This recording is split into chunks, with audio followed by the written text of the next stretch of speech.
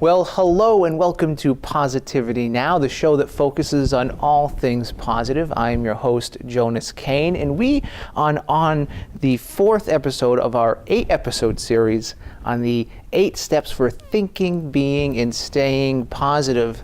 The question that we're asking is, are you positive? Positive is, of course, an acronym for these 8 steps. Last time, we talked about stimulating your passions. This week, we're talking about the next step in the phase, which is to identify your responsibilities. And this is important because we live in a culture now where so often we like to avoid responsibility, or we like to pass the responsibility on to others. I read a story a number of years ago, and for a long time I kept this story printed out and hung on my wall so that every day I would walk by and be reminded of this story. And I'll paraphrase it here.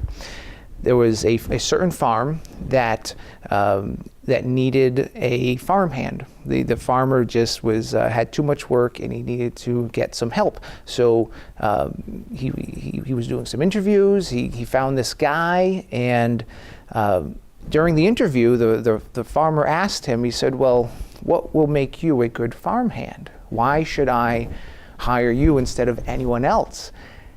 And the farmhand said, oh, I can sleep when the wind blows. The farmer was very confused by this, but no one else had said anything like this before. Sleeping when the wind blows, what does this mean? Well, the farmer ended up giving this guy a chance, and sure enough, the farmhand was doing a great job. Everything was going wonderful until the wind started blowing. One night, a huge storm came through the farm, and the farmer and his wife woke up in a hurry, and it said, oh my goodness, there's this terrible storm, the wind is blowing.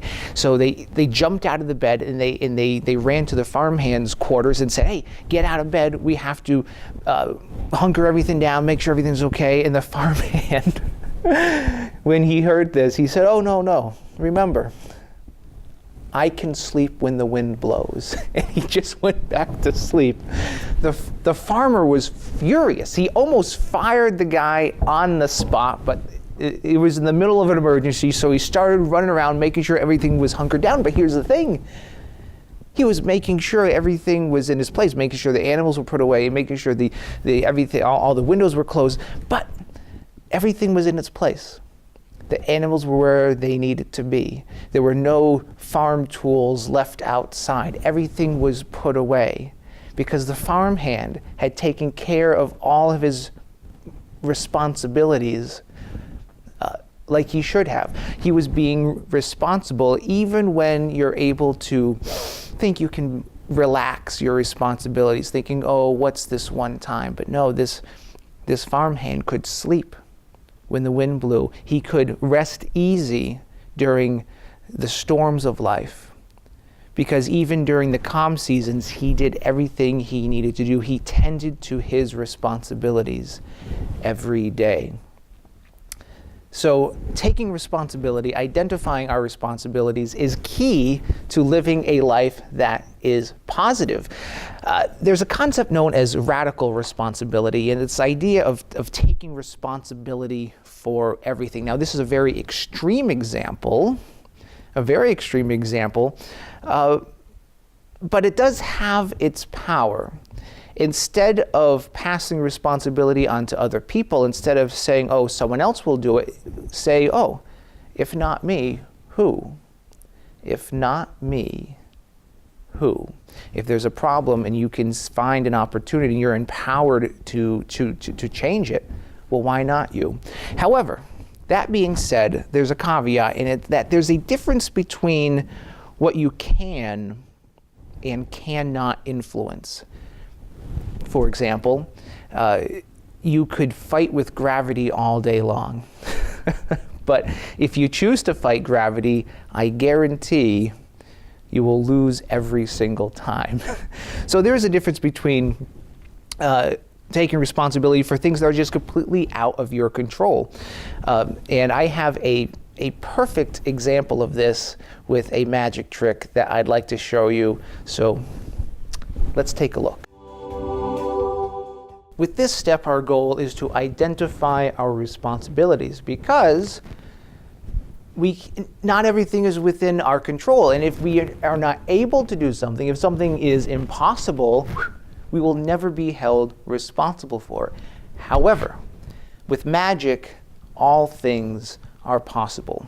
For example, getting this coin into this bottle is an impossible task. For one, it has a cork in it, so it's impossible to get in. However, even if it didn't have the cork, the coin is too big.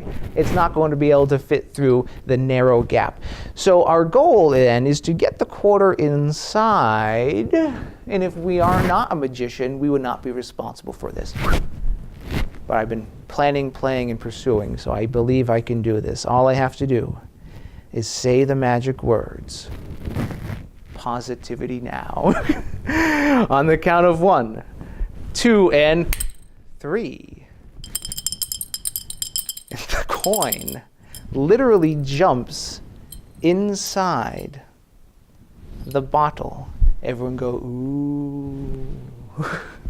Now notice, because the coin is too big, it will not come out of the bottle. This is an impossible task. To get that coin now out of the bottle, well, it is possible. You just break the bottle. But if you're a magician, there is another way. The magic wand. The magic tweezers. You align the quarter inside the neck of the bottle just right, and you do a little move. It's called the twist and turn and pull. And when you do it just right, the coin comes right out of the bottle. Everyone go, yay! Now, of course, getting that coin into the bottle and then out of the bottle, that is a very difficult task. However, if you are a magician, very easy to do. Because if you are a magician, nearly anything becomes possible, up to and including creating the illusion that, are we even here at all? Is anything ever real at all? Let's take a look using the magic handkerchief of mystery.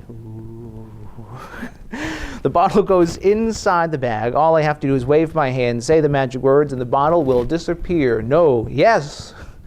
On the count of 1, 2, and 3.